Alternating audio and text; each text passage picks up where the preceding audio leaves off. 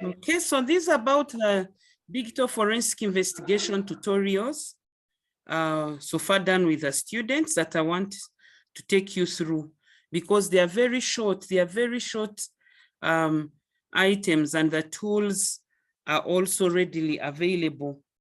So one of them, okay, this was the core summary. You'll realize that they're all summarized. They repeat themselves. This slide, then followed by the next slide. These are the outlines of what to cover. Then these are the actual software for each of them and what they do. So if we look at each of them, let's go to the first slide here. Okay, they've done digital forensics, the process of digital forensics, they now know. One of the other things is, one of the things they always test for is for maintaining integrity. So what do they use for maintaining integrity? Because before the court case, anytime you want to present and show that, yes, this was the original disk that was received, before we made the imaging, before we went into analysis, you always want to test for integrity. That initial integrity report is important. And there are so many tools that you can use. We will look at it in two ways. There is that initial tool, there is RegShot. Then there is another one for the hashing. Let me see, let me quickly annotate through and I show you which one. Yes, there's this one, we've seen this one, test for integrity. Also this one, the hash values, this one also checks for integrity. So these two help us in testing for integrity, and it's up to you to choose whichever. Anywhere you, in any tool that has the hashing helps us in doing testing of the integrity. So we would want to start with this one. And that's why when we go to the process, when we go to the next two slides, or the third slide, we will see this is one of them. The other one, chain of custody, just shows us that there is a process you need to report to even before you start, and then follow that process whenever you are reporting back to any other person. The write blocker, the video was just showing an illustration of a write blocker, both the hardware and the software. Yes, and by the way, I had gotten a link from the people of the forensics team to see if I can ask for a time when the teams can come in small numbers to be driven to the NITA center to see if they can show them some of these tools. Because I told them we've never seen them, we've never touched all these write blockers, yet at least they have some basic facilities to teach our students. So that is still pending. I want to see how we can get these students, but it's a write blocker. What it does, it helps us to freeze the information, basically to get it to read only memory so that no one else can edit, no one can write to it. Once we've frozen it, and by the way, this is only done for MS Windows. I hope you've seen it. It's only for MS Windows that has that uses the write blocker. If you're using Linux, you don't need to use a write blocker. It automatically, when you're doing the forensic, when you pick any forensic tool right away, it blocks all the information automatically. You can't write to it. So that's why they encourage using both Windows and Linux, whichever. So if you're using Windows, use the write blocker. Both software and hardware will freeze it spot on. Then we now go to the acquisition phase. In the acquisition phase, what is done is creating the image. The tool that we use, that we illustrate, or one can use for illustration, is FTK Imager, which is an open source that we will also download and show how it works. Then, yes, it's important to start searching for these files and trying to do the recovery during the acquisition. Once you've acquired, then you can now start doing the searching, which helps in the analysis. However, there are other tools that can help us to do the searching even better. And that is where we use the WinHex.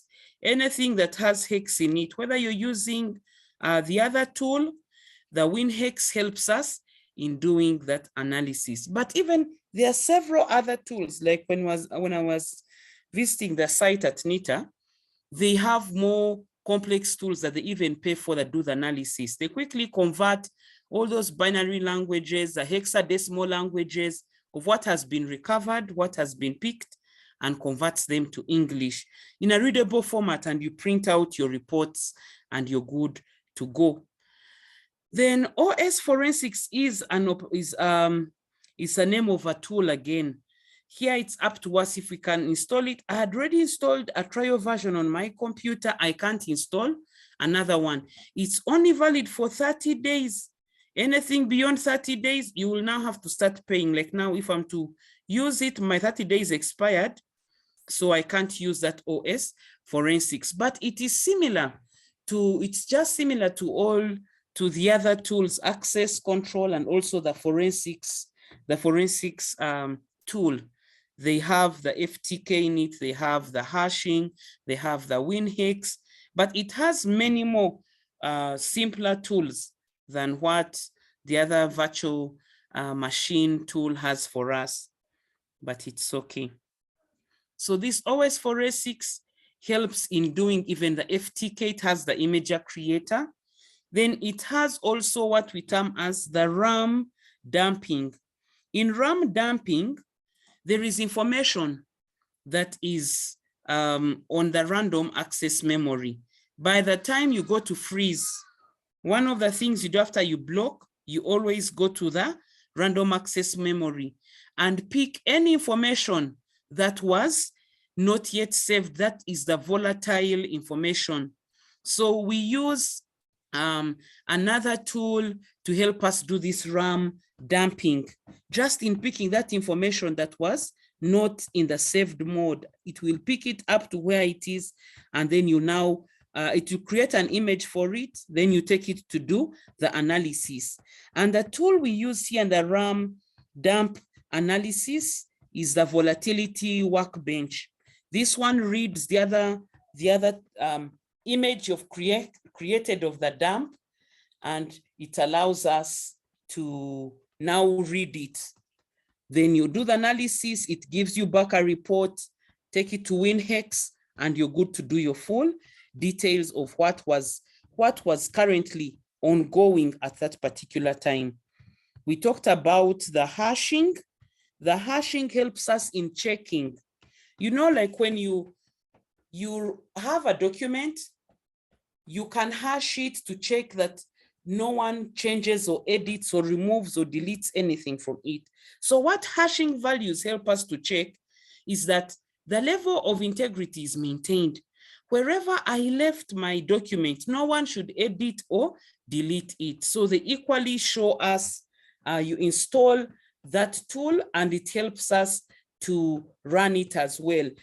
It picks it here from the illustration, they pick it from OS Forensics, but again, you can use any other tools that have the hash values, because all you're doing, you run the hash value before, save it. What do you save? You save the MD5, you save also the SHA1, you keep it. So if someone goes ahead and edits, cancels one S, like from a word, if it's forensics, then that means it has changed. You run it again, it will give you a different SHA1, that is the hash value.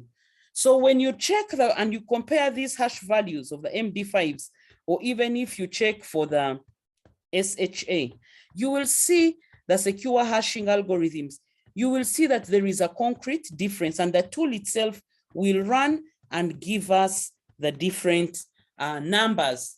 So that shows you that, yes, the document has been tampered with. So you can check for files, you can check for a single document or text. You can also check just for a letter.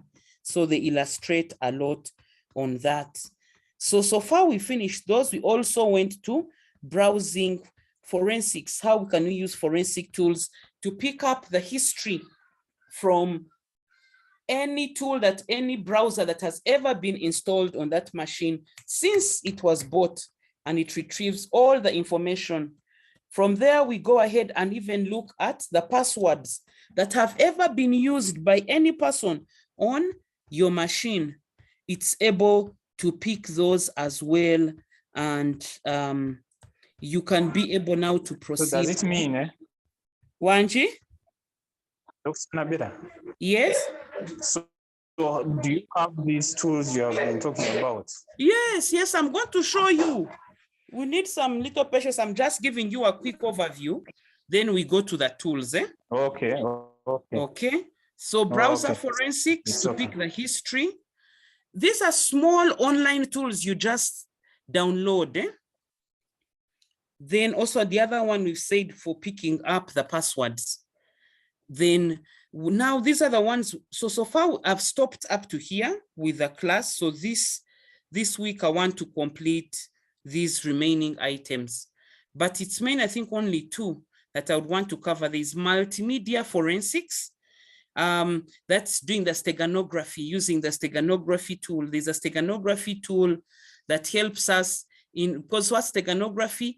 Picking up anything that is hidden in any hidden format, chapter 7, the last part of chapter 7. So whether it is in a picture, whether it is in whatever hidden format, it can help us. They use a Stegno tool, and there are several open source tools. We'll use one. Then you steganite it, use the steganography tool to work on it. Then you're also able to open it. And I'll also be able to show you those tools. So that's what we mean here in procedures for creating and detecting steganography with or without tools. Then metadata to help us in image forensics. There are also images that you'd want, like you receive images in an email. You want to trace exactly where it has come from, all that detail, depending on the type of cameras and information. But usually if you have a powerful paid for tool, you can be able to pick this information that you're able to trace and know this image was sent from like Singapore. And so it gives you the geospatial readings and the coordinates and the exact spot. And it shows you the whole history, where it began from and where this image is going to, especially when they are deforming someone. That's where we use the image forensics. If someone formulates one video somewhere or a picture, and they're trying to say, oh, we want to spoil it, but I'll give an example, like they're already spoiling Green Hill Academy. That, oh, the homosexuals there, they went to the forensics lab at police, and police got there for them. They did this image and the multimedia forensics. I don't know what tools they used, but as parents, they gave us the report. They found that that video was created by some people who they would trace, but where? In Singapore. So they can't even trace them in Uganda. So every time it comes to a new semester, new term, a new year, and people are recruiting, they already circulate it. And again, it starts from Singapore. So the Ugandan team in Singapore are the ones who are always creating it. Two things: one, they may be in Singapore, or two, they may be using this VPN, which is giving them that address. So when they ping it, they totally see it's coming from that side. Now it's out of the jurisdiction for them to do anything. The most they can do is write to Singapore's maybe FBI or police to help them trace if they're interested in going into those people who are tarnishing an image of someone. Yeah, so we end with the image metadata in picking this image forensics. So here are the actual software that go through for each of them. The first one, for registry analysis, we use RegShots. So it just helps us in comparing the registry before you went, and if anything was edited, a register after. So let me take you through the video clips that I had. Are we there as per now? Because we are just going to start on these tools. It's okay, I'm there. Okay, so now this slide itself shows us the tools that we are going to install. 1, 2, 3, 4, 5, 6, 7, 8, 9, 10, 11, 12 tools that we install. They are small ones, small, short ones. Okay, so let me first stop sharing and get to the clips. I got this information from Udemy. Have you heard of Udemy? Yes, I have. Okay. So I subscribed to it, and that's why I found they had the basic forensic information. Let me quickly share with you what I have here. So what I was taking you through were the outputs of each of these sessions, but I would want to focus on the practical bits. So we say the basics of definitions of what forensics is, the process, the digital process. Let's see. We start with the first one, maintaining. Hello everyone. In this tutorial, we are going to learn about the registry analysis. So for that purpose, we have to download the software called Redshot to maintain the integrity of the system. The video is very weak. My volume is very poor. Are you able to hear? Not at all. Has the noise reduced in the background? I have reduced the volume. Okay. Are you using headphones so that you can put your ears closer? Let me go back and restart. Hello everyone. In this tutorial, we are going to learn about the registry analysis. So they just said, hello everyone. In this tool, we are going to use registry analysis. They're going to look at registry analysis. That is all he was mentioning. Let me see if I can get, yes. Look at the transcripts of what the gentleman is saying here. So to do registry analysis, he's going to just explain what it is. And then you see, so for that purpose, we have to download a software called RegShock. Here, RegShock, no, it is RegShot. So let's follow through, I will guide you. So for that purpose, we have to download the software called Redshot to maintain the integrity of the system. Let's open the browser and search for Redshot. Okay, so let me first open up a browser. So in the browser, are you also opening your browser? Yes. Okay, so we type in RegShot, RegShot.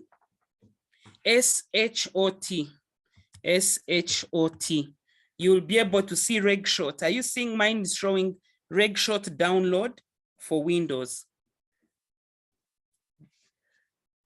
Do you have something like this, RegShot download? The one we want is the one with sourceforge.net.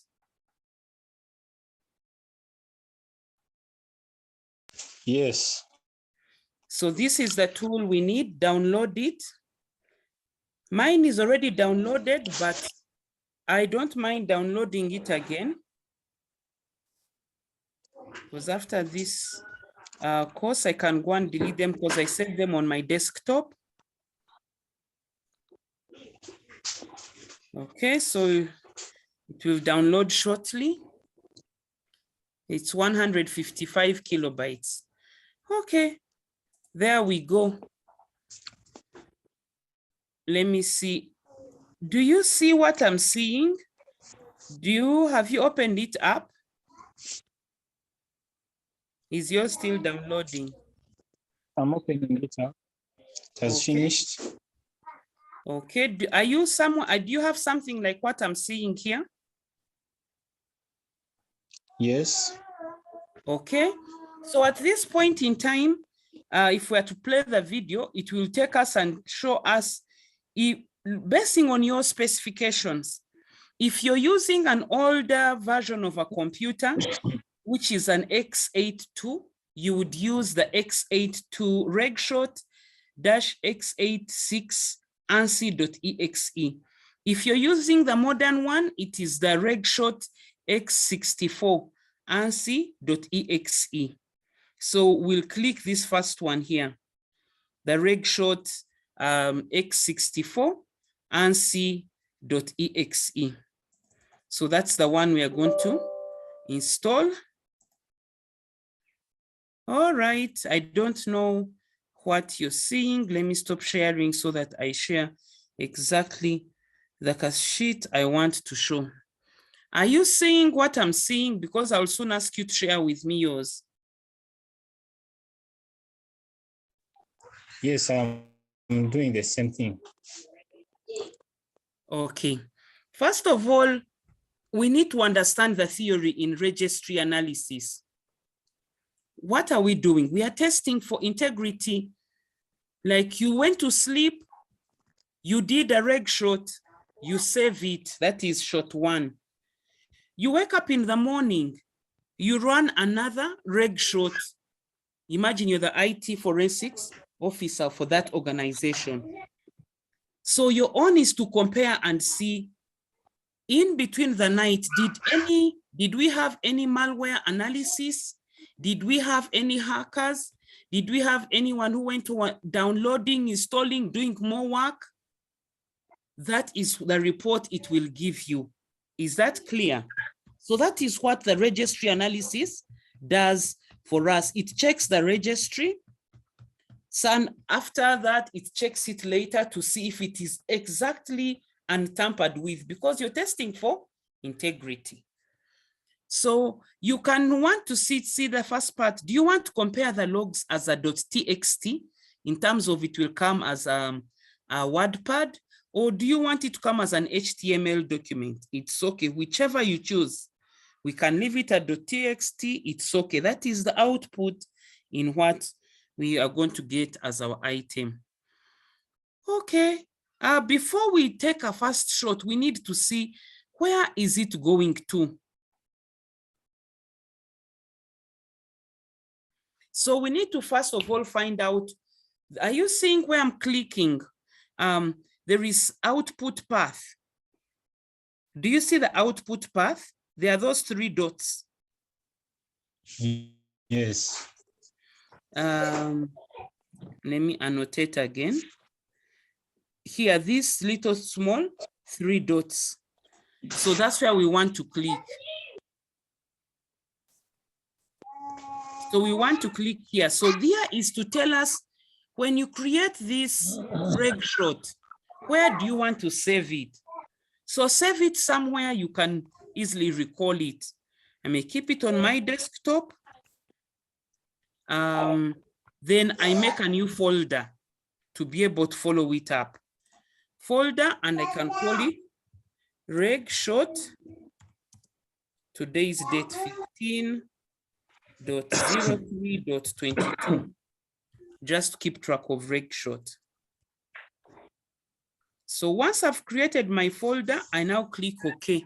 I now know where I'm going to find that reg shot. Is that clear? Okay. Then we now are ready to take our first shot. Yes. Let's take a first just shot. a moment. Okay.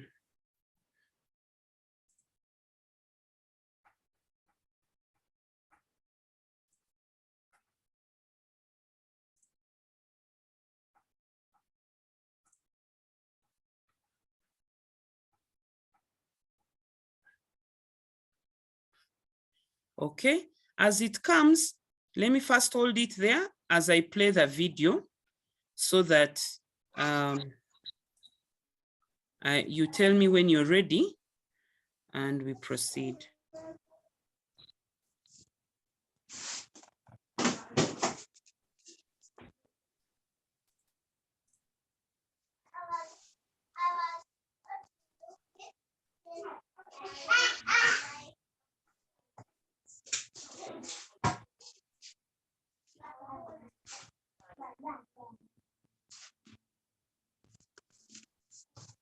You can go ahead, Doctor. Okay, so let me just play the video to see. This was the reg shot. Okay, open up the first link, that is sourceforge.net. That's the first link we clicked. You will land upon the RedShot website. So this is the RegShot website we went to. RedShot So each website, week and people are this is always the software. downloading it. Let's download it. Download. So we downloaded it. Your download will start shortly. So it's best that since you're using these small tools, the students need to have their laptops Save the file, save, okay. And I guess it is done. so that you're not overwhelming the computers unless, Cut and paste but on the here desktop. we can't use it on, we can't install on the ones in lab 4. So I told the students, they had to just use their own. Okay, let's So this check is a the zipped files. folder that he wants to extract and open, Okay. open the folder of RegShot so that he can start. So here is the extracted folder of the RedShot. Let's open this.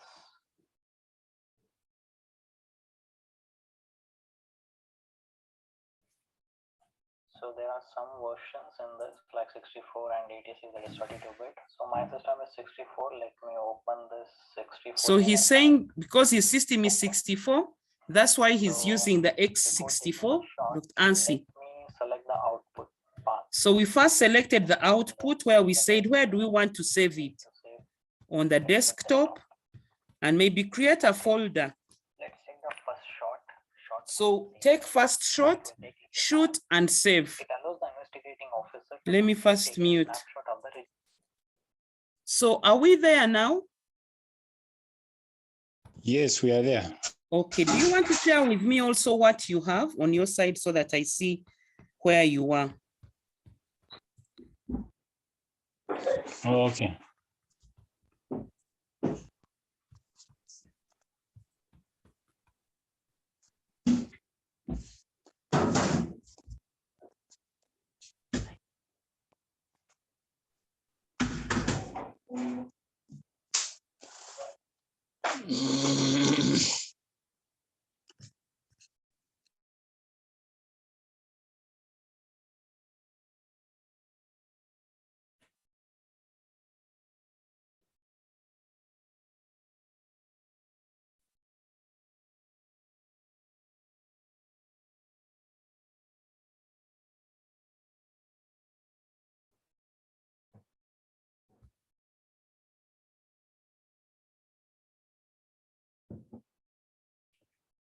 Joseph, are we there?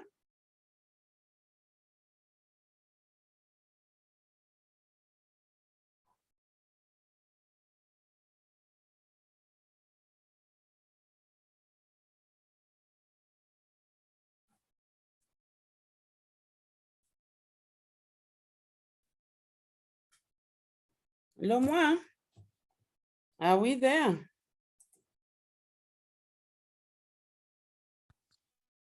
We are there. Just a moment.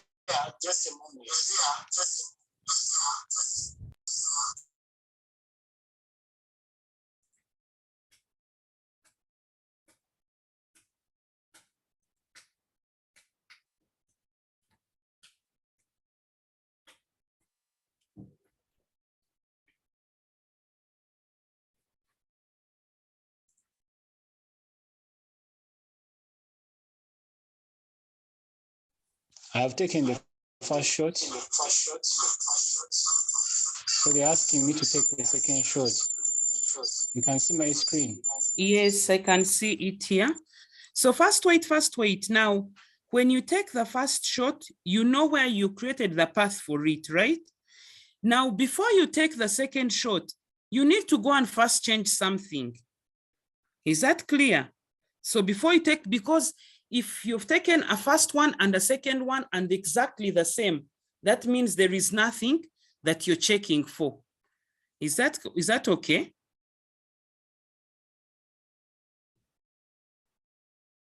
It's okay. Yes, there is nothing that we are checking for. Okay, I can see that we are there. So let me share my screen. So let me take a first shot. I shoot and save. I hear shot and save. So you can see the keys moving, values, the time taken. So what it's only doing, it's taking from the registry, it's picking all the way from the system registry. It's picking all that was happening. So it just needs me to go and maybe edit some document, maybe delete some document I don't need, like going to downloads and deleting something I don't need to, because the issue is to see if it took the first shot as is. Now I want to go and change something. Can it be able to detect that, okay, for me, I've just gone and deleted something, I've gone and edited something, I've gone and maybe hidden something? That is something that one would want to look at.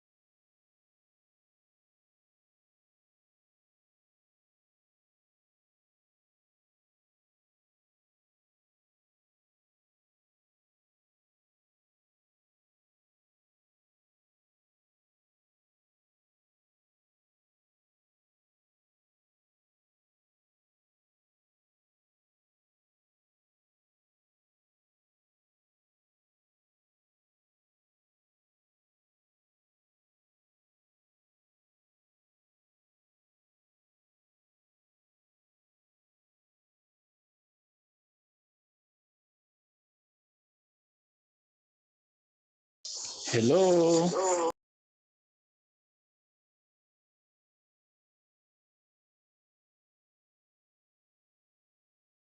Yes, Joseph, I'm here. My master student was here taking my time calling. He's submitting his proposal. So he wanted, he was updating me how far he has gone and how he's going to submit his copy then. So I've just made the first shot, but I need to save it. I need to give it a name. So I can call it shot one. Shot one, but I need to call it a day as well as the year, so that I can trace it. So I'm just saving that shot one. Okay, it's saving. Did you save yours and give it a name?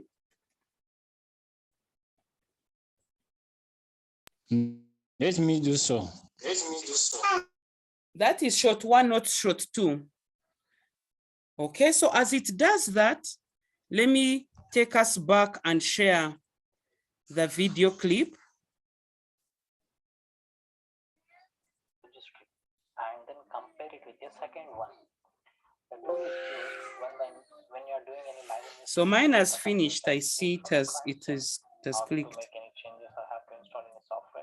That time we are going to use this software to check out the changes what we made.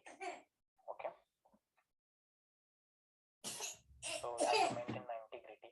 For that purpose, we are going to use this software.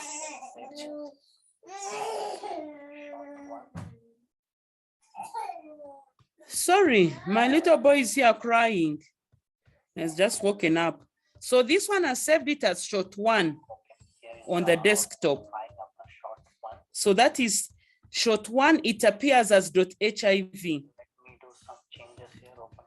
So what he wants to do now is for him to make some changes to any documents so that at least to see if it can be able to pick out on some of those changes.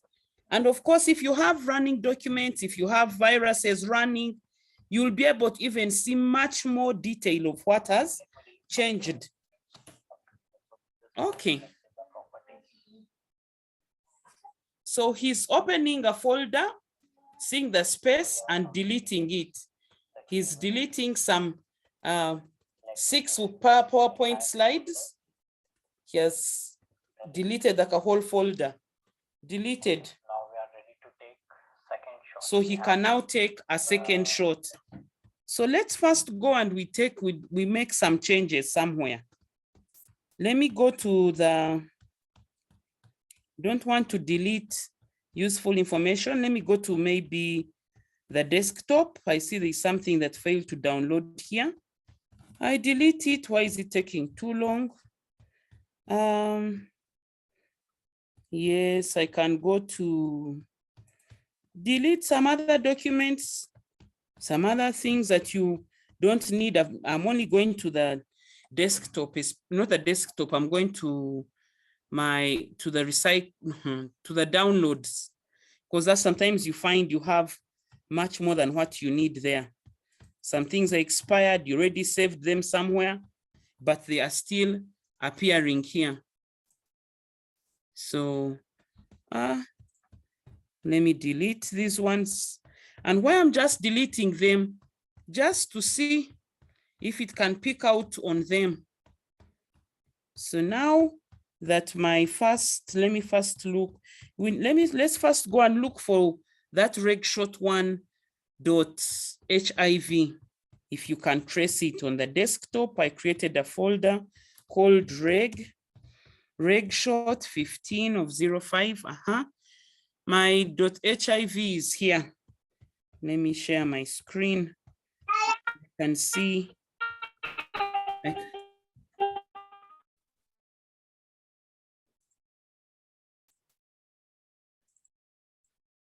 I can see my .hiv here, shot1 something something. So this is the shot1 before.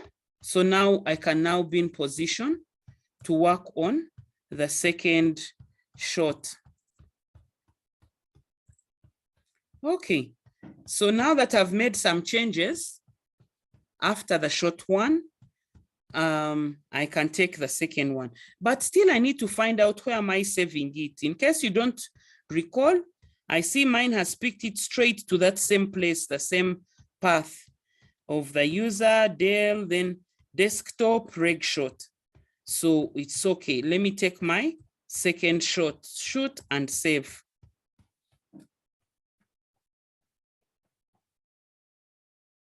Yes, the same folder. Yes.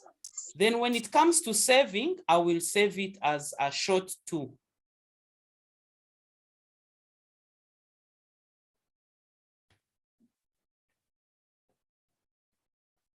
So it's still running. I hope yours is also running. Have you made some changes?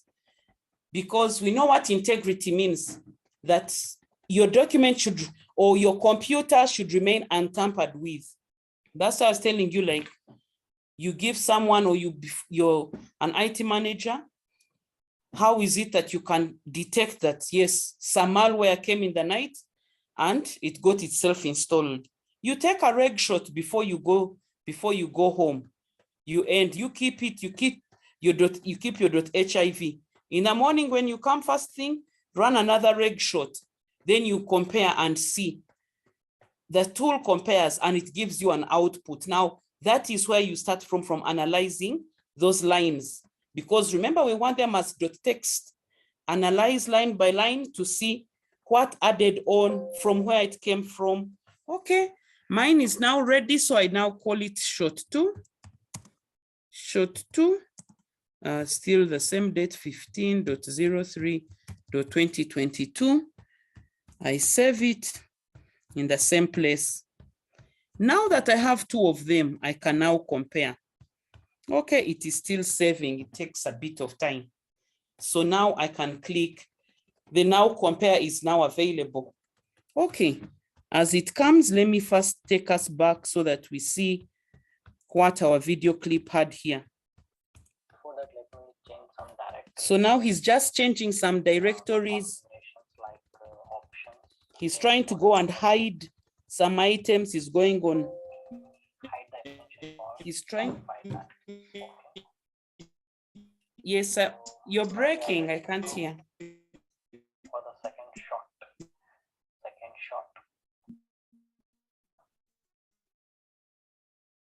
Shot and save. So there is no need to download this software into the suspected or seized computer. Instead of that, just copy the red shot into the pen drive and connect the pen drive to the suspected or seized computer and double click it and it will run easily. But the older version of Windows often have some troubles running modern softwares like Redshot. Thus, Redshot may have run into errors if you are running something like Windows XP. Let's check this shot.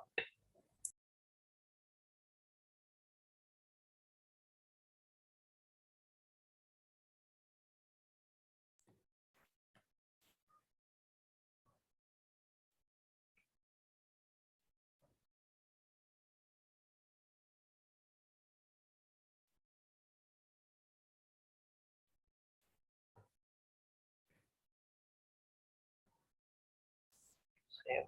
Okay.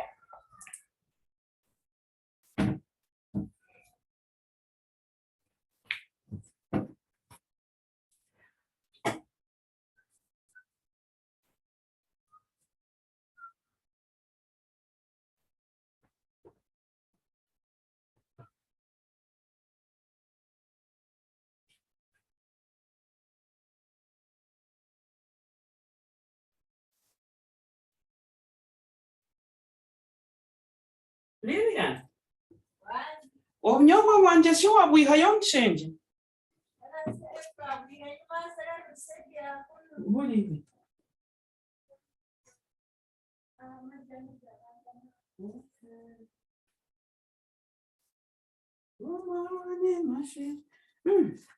Noreba Yesu. Iwe. Wana shika nienda garuka ya university. Hey. Manya nienda kuza kulonda ekishumuruzo. Ekya kabiri oba kyagwa hansi aho. Nija ninyejabiriza speed. Ninyiruka oba ekishumuruzo tinkumanya hunakita.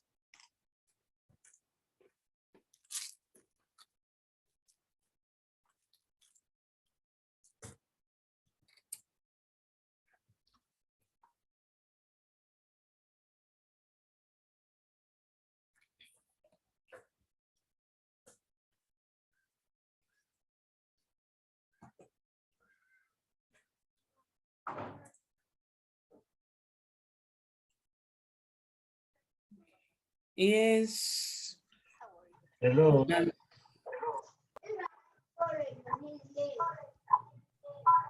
I say something I'm not understanding. After creating shot 1 and shot 2.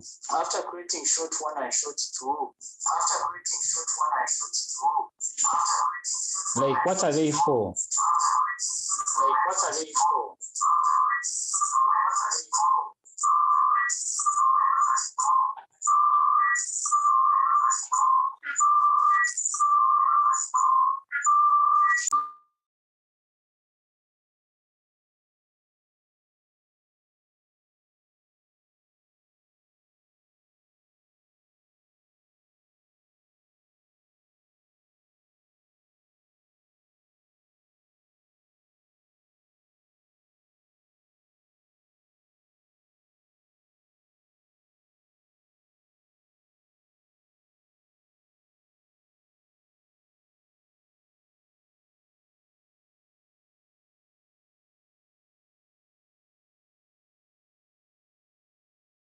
Hello.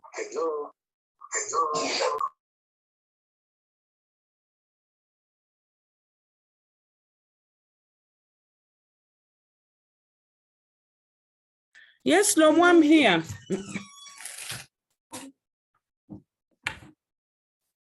So can I say that when you create shot 1 and shot 2, I'm saying yes. When you create short 1 and short 2, does it mean that you compare the results of short 1 with the results of short 2 to see the missing Exactly. files? So all I'm just doing, we are comparing. If I run this video, you will see you're just comparing the HIV1 and HIV2, and it gives you the differences. So that's why he's pressing compare. So it takes some time for it to run. So you have to maintain the integrity of the system. So go back and Something has to be changed by the investigator in the computer during the investigation. If you have done any type of changes, you have to show to the court that what tool you have used, and if you have changed something, you have to say why you have changed by showing the second and first shot comparison. Okay. So this is. So I've also clicked integrity of the system. So compare. output file Now see of his the comparison. output. So this is output 1. This is short 1. And See short his 2. output. It gives you the date when he runs it. Folder which contains See the output. It's saying something. 6 files are So deleted, remaining 6 things keys, service 8 are running added, in the computer. 18. So all these are the outputs of testing your integrity. Search for the extension. So for him, he's going for the more extensions that he went deleting we have changed and hiding. Windows C, right? Let me check this. Okay, H key current user, and in that software, and search for Microsoft. Yes, Microsoft, and in that Windows. So he's looking for specific files. He remembers what he did. That's why he's looking for them. And current. So in so doing, you basically are testing for integrity. Mine is still comparing. Has yours ended? So here we have the hide file extension, which is Comparing. I've not seen Yes. you compare. we have Pardon? value from. I didn't see you comparing. I just clicked compare. Is 1. Let me again change it to 0. Okay. So let me check. So the checkbox has to be unchecked. The hide file extension. Okay. View. Yes, it is unchecked now. So this is a simple application with one goal in mind, to show that what changes have happened. Mine is still comparing. Register. Let me, Thank you. okay. So in this class we are. So let me stop sharing. So let me share. This is my tool. It's still comparing.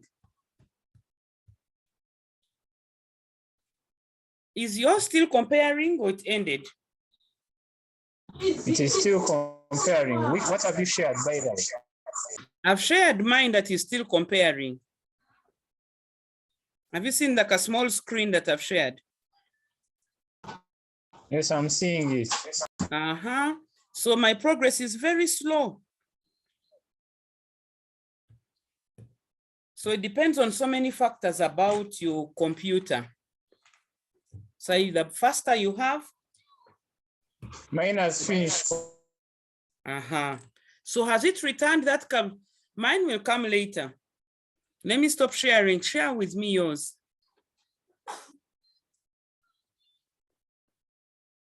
Comparing. But it has brought seems to be wrong because I've deleted 3 files. No, you look, let's first look at it well.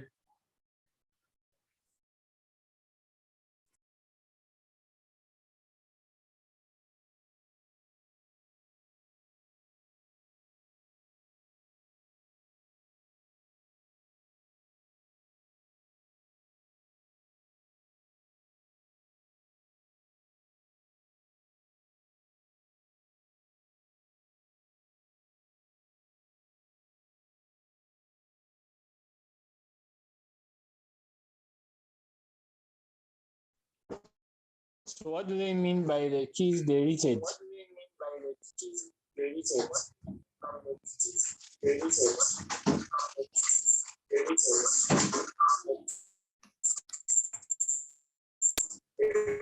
So are you seeing your values, their keys, their values Remember when it was taking a shot, it kept taking note of the number of keys, the number of values, the number of what.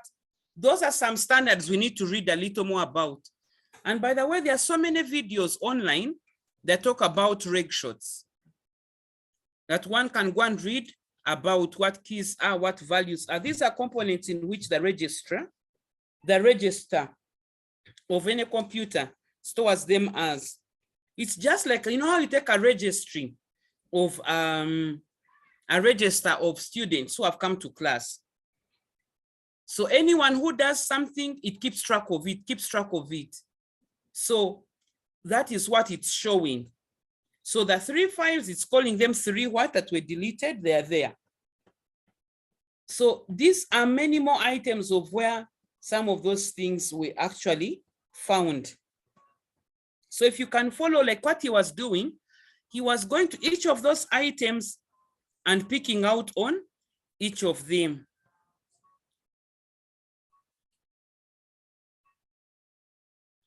This timing, I don't know which timing it has taken. At 2:22, it's not 2:22. Maybe if the time zones, I don't know which time zone it's counting. 15 keys were added. That means in between shot 1 and shot 2, the number of keys you kept typing. That's my only thinking, because what's a key? Okay, let me see. No, mine always takes long because I know I have so many viruses. So if you have viruses also running, remember that is malware. This reg shot, by the way, also helps it's the same as the malware analysis. It also runs and checks to see what are the active viruses that are running. Have you ever gone to Control-Alt-Delete and you check which programs are running? And you can be able to see in case there are some viruses. Mine on my computer has so many viruses. So many viruses that are always running in the background. That even some of these tools, I can't get the outputs. I can't just because it's full of several viruses. I think I need to either do a backup and reinstall it, but I know I have several viruses. So mine will even show about 170. Because there are several of them, there's several malware in the background that is still working. Okay, so that's all about reg shot and registry analysis. The testing of integrity. Thank you.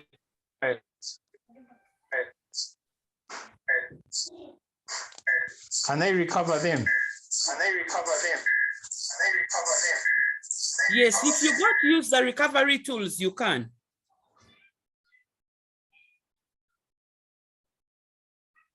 Meaning with the tools that you have for me. Let's see for the operating system, this PDX, this PowerPoint.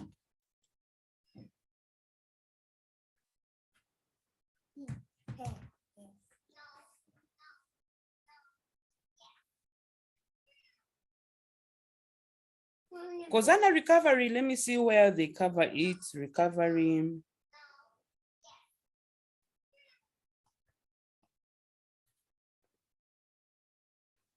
OS Forensics can help in doing the recovery.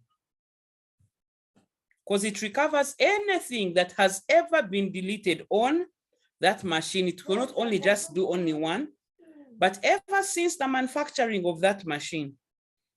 Recovery can help us do it. But again, I don't have OS Forensics, so I can run through that tool with us. That other clip.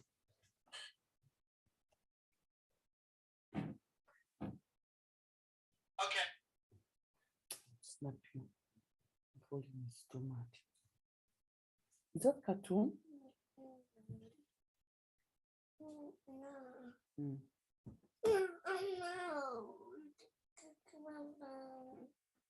Niko kwa nini?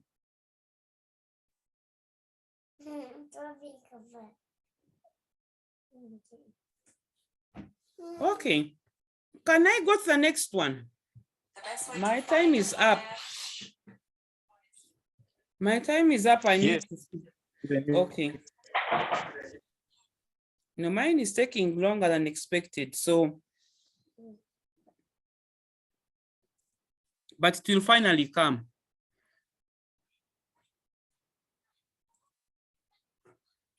Hello class. So in this class we are going to discuss about the write blockers. The write blocker is a tool designed to prevent any write access to the hard disk, thus permitting read-only access to the data storage devices without compromising anything on the screen. Yeah, let me come and share. The protection of the chain of custody. Okay. So here is just, this clip is just showing write blockers. Write blockers can be in either hardware or in software. And of course, they help in permitting only read-only access to just block, freeze the work from being written upon. So for testing integrity, still you need also that write blocker to close it so that no one writes on it. It is one of the top priorities to maintain the integrity. So if they ask you what tools can be used to preserve integrity, it's the write blocker. Oh, my item is finally out. And it disables the write option in storage devices. So keep in mind that you have to keep to protect them. The second thing is recurrent software mined from. I'm just trying to forward it quickly so that I see if there's some illustrations. Yes. So this is an illustration for this is how the hardware write blocker looks like. This is our hard drive. Where is our annotator? It's very expensive. This is our hard drive. Then these are the cables, the SATAs, the PATAs. Then this is the write blocker. Software, you can use the software write blocker. You attach it and it does it for you. Hardware write blockers. And the hardware write blockers, they have more visual indicators, as you can see in the images like red. So what they have, like at NITA, they have both, all the software and hardware write blockers. So if they do a forensic somewhere, they just come, they block it, both using hardware and software. Get the report and show that they've maintained integrity. Go to the next step.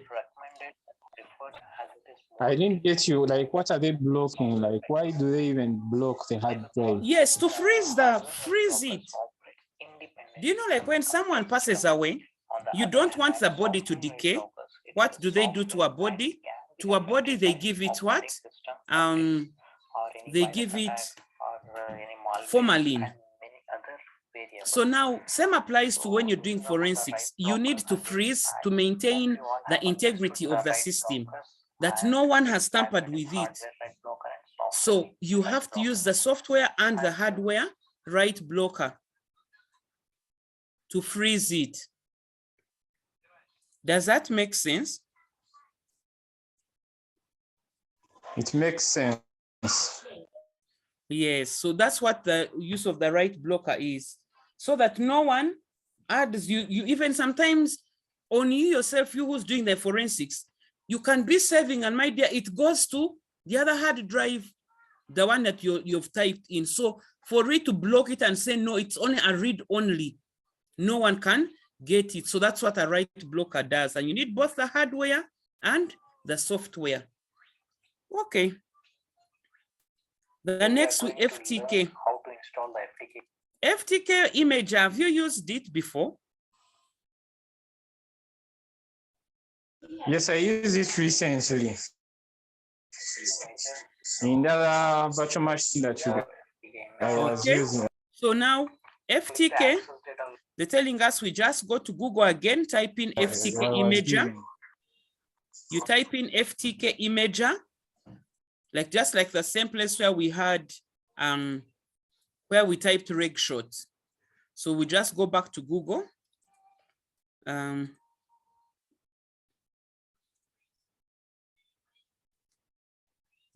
FTK imager. So it's up to us to see which one we want to pick. So FTK Imager access data, exactly the same as the other one we've always been using. So as it's downloading me, let me keep on running the video. Yeah, this one. Before we used to get different versions of FTK Imager, including light version, but now we have only one. Let's download it.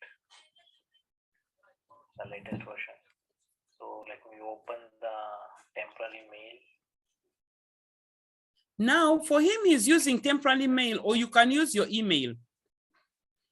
Why? You want to prevent people from these companies always sending you spam.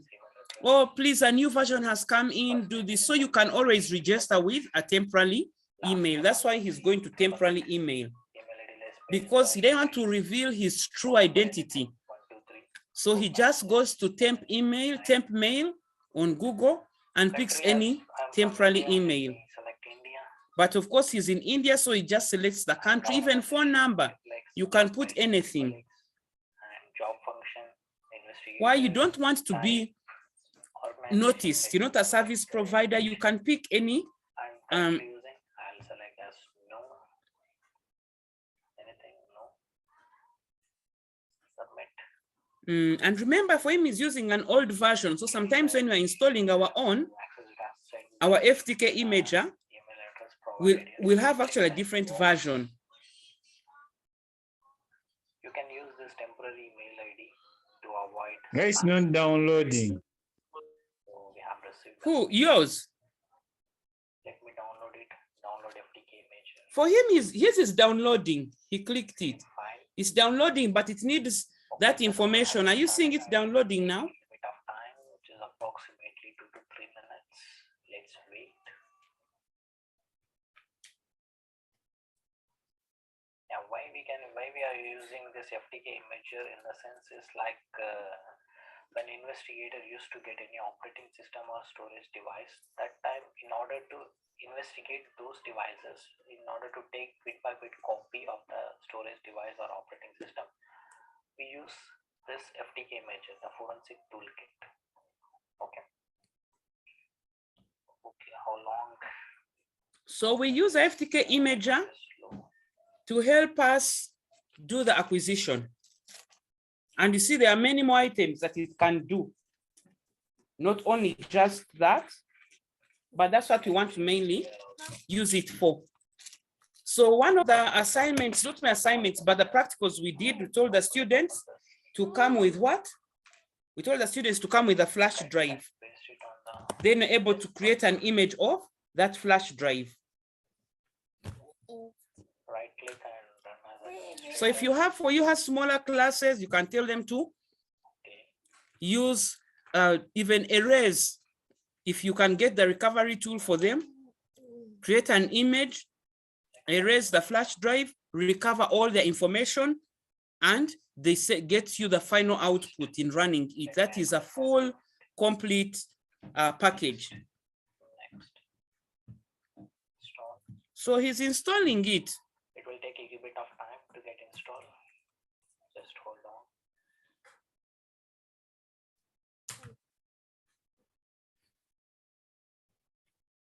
Mal want to go to my. About this FTK Imager when we are actually working on the keys. Okay. We'll get hands-on experience and information. So the other reg shot, once I'm done, I can click quit, or I can tell it clear. I just quit. Access data, FTK Imager. Let me see. Boom. This is the interface of FTK Imager, which is Wow. looks like this. Let me first take us And back. the next video, Let me share. Let me share. My God, I've opened too many things. Let me see.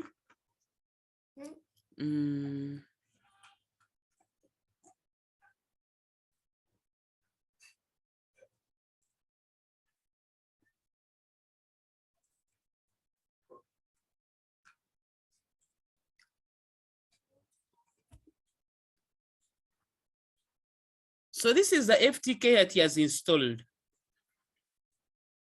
So let me go and get mine. because I've installed it several times. Let me quickly pick it. Is yours installed, or you said you have yours the other side? I'm going to use the one that is on the virtual machine. Okay.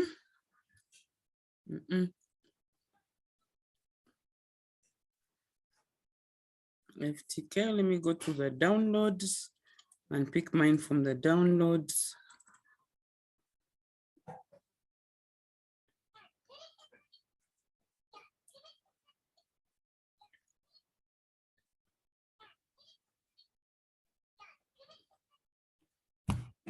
Because some of them don't have it, it can be tough on their side as well.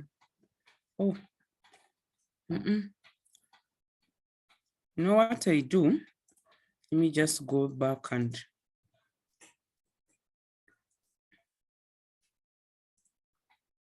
let me just go and install it. Under product, I just go down. There is a version 4.5 of 2020.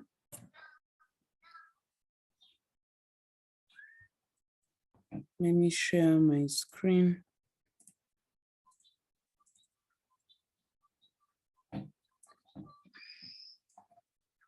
So it's downloading. I'd already ever gotten an email. That's why it keeps maintaining that other temporary email. So I submit.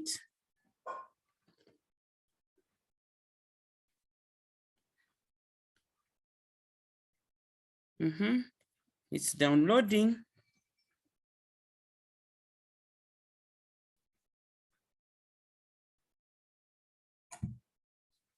Here 26 minutes left. It's a lie.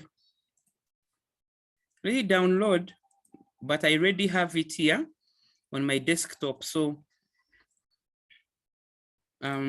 it's access, it's here, access data FTK imager. So I open my access data FTK imager.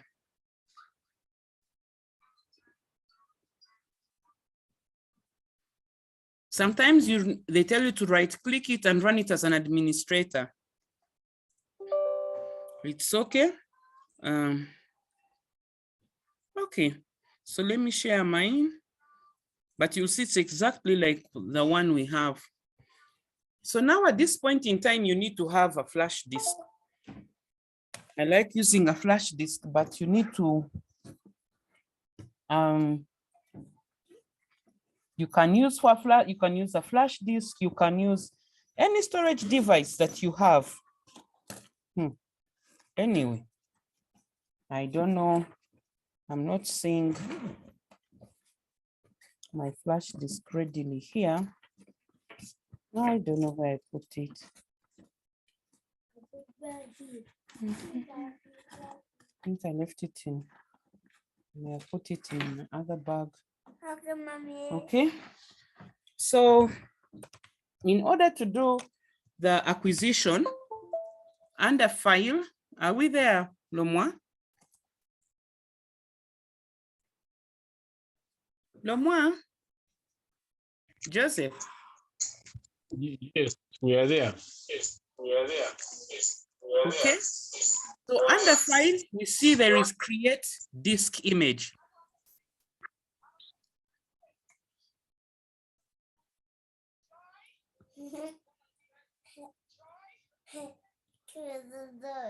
Are you able to see what I'm seeing?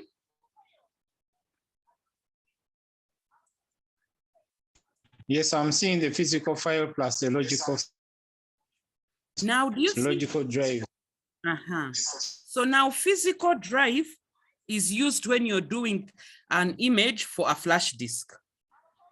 If you're doing logical drive, is any logical C.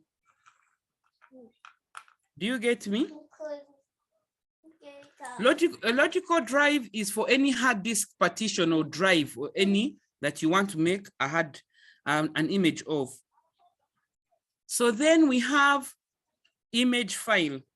If you want to make a replicate, remember we said for best practices, they always say in the notes that you need to make 2 or more sets of images. So if you already have an image made, you want to make a second copy of it, you select this third option for image file. Then we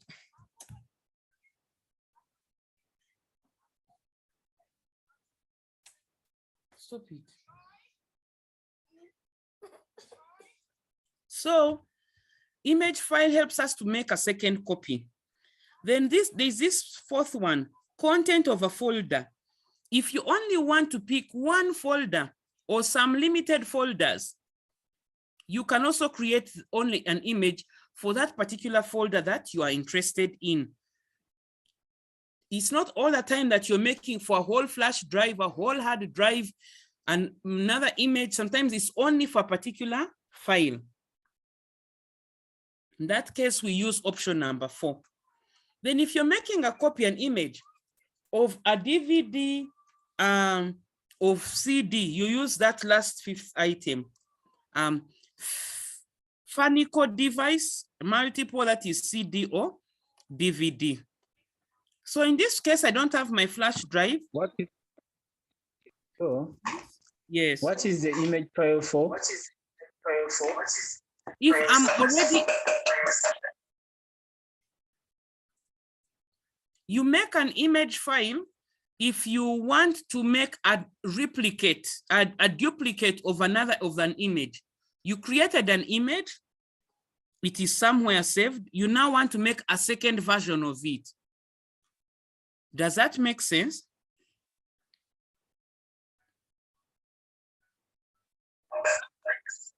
Yes, it makes sense. So the most I can do, maybe I can do for logical drive, or let me choose for a file this time so that I don't,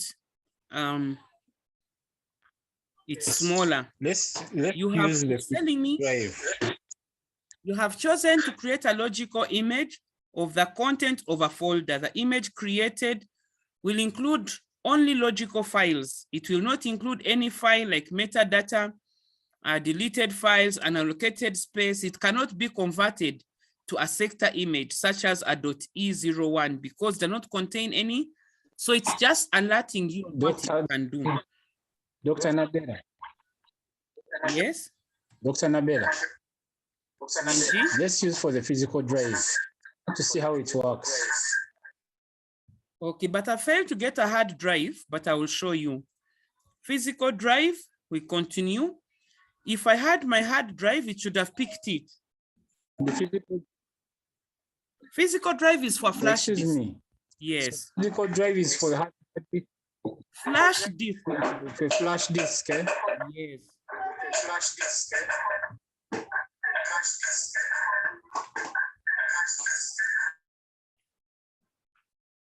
Is that clear? This one actually is. Does it mean that chapter 6 of our notes? Oh, hard disks, eh? Hard disks, you use logical drive.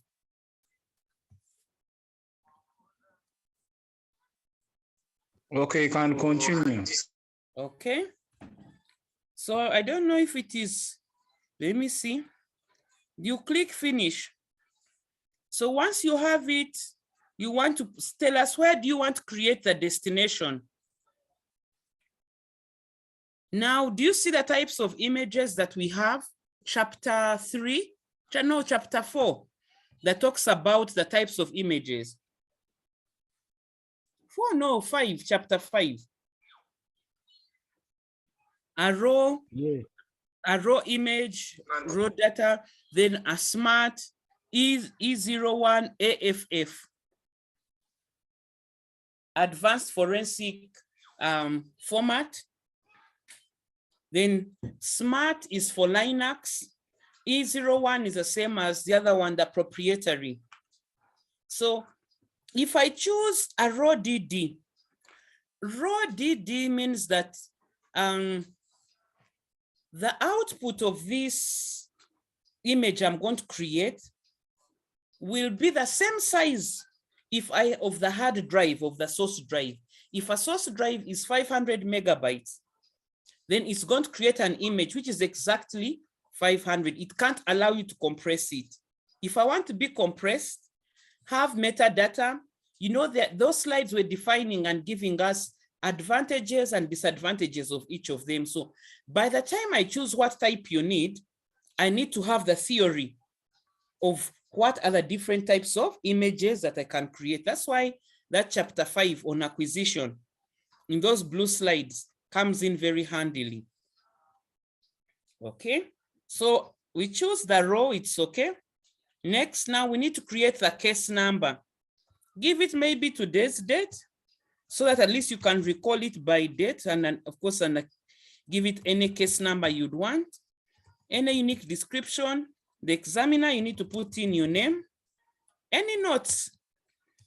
You can say for flash drives, I don't know, something, if it's an HP or Samsung or whatever. You go to next. Where is your destination folder? Where do you want this image to be created? We browse, you go to that place, maybe it's a desktop, and you, what folder? You can create a folder, you can keep it, maybe let me keep it in RegShot. Let me keep it in RegShot. Image file name, I can call it what? Flash 1. Of course, some have no, I didn't have any. Now, at the end of chapter 5, it talks about RAIDing. So this component here talks about RAIDing. In RAIDing, you're basically splitting the outputs of your image. You want to save a big image, but save it into smaller compartments. That's why we choose these image fragments. That is the process of RAIDing. So here it already has it by default that I can split it into the size of 100, 1,500. If that is what you don't want, you just delete it and type 0. Once I delete it and I type 0, meaning that I want it to appear as one image. So when I'm getting it, I'm not picking it into small bits and pieces, no. It will appear as one. Okay, it's up to you if you wanted to add any encryption items, it's okay. Once you're done, you click finish. The image destination cannot be on the disk being imaged. It's okay. So in such a case, it's still asking me to go and look for it. But I know because I've not created, if only I had a flash drive, it would be easier for me to illustrate. Is that clear? That's okay, but I'm going to go through with you after you're finished. Because